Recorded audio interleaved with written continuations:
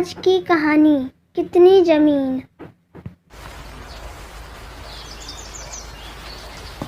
एक आदमी के घर किसी दिन एक मुसाफिर मेहमान आया।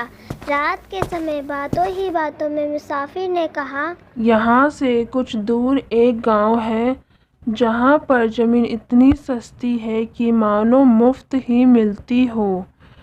वहाँ हज़ारों एकड़ ज़मीन मिल सकती है, वह भी करीब करीब मुफ्त में।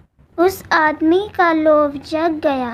उसने दूसरे दिन ही उस गांव की राह पकड़ी और जब पहुंचा तो उसने कहा कि मैं ज़मीन खरीदना चाहता हूँ। गांव वालों ने कहा, तुम जितना पैसा लाए हो रख दो।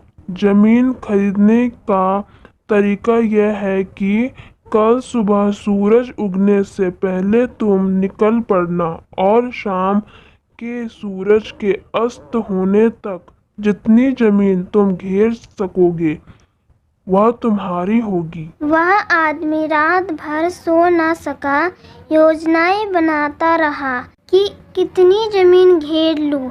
सुबह होते ही वह दौड़ पड़ा। उसने साथ अपनी रोटी और पानी का भी इंतजाम कर लिया था, यह सोचकर कि रास्ते में यदि भूख प्यास लगे तो दौड़ते दौड़ते ही खा पी लूँगा। उसने सोचा था कि ठीक 12 बजे लौट आऊँगा ताकि सूरज डूबते डूबते वापस पहुँच जाऊँ। उसने दोपहर तक मीलों का सफ़र पूरा कर लिया। उसके मन में विचार आया कि दोपहर हो गई और मुझे लौटना चाहिए, लेकिन सामने और उपजाऊ ज़मीन दिखाई दी और यह ख्याल आया कि थोड़ी सी और ज़मीन घेर लेता हूँ। ज़रा तेज़ी से दौड़ना पड़ेगा। लौटते समय उसने खाना भी नहीं खाया, पानी भी नहीं पिया क्योंकि रुकना पड़ेगा। रास्ते में उसने खाना भी फेंक दिया और पानी भी फेंक दिया क्योंकि उनका वज़न भी ढोना पड़ रहा था। जितना हल्का हो सकता था हो गया। दोपहर बीत गए पर लौटने का मन नहीं हुआ। तीसरा पहर हो गया, लौटना शुरू किया, परंतु अब उसके मन में घबराहट थी। सारी ताकत लगाई, लेकिन अब वह थक चुका था। अब सूरज डूबने लगा था।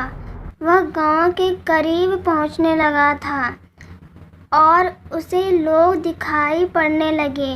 गांव के लोग खड़े थे और आवाज़ दे रहे थे कि आ जाओ, आ जाओ।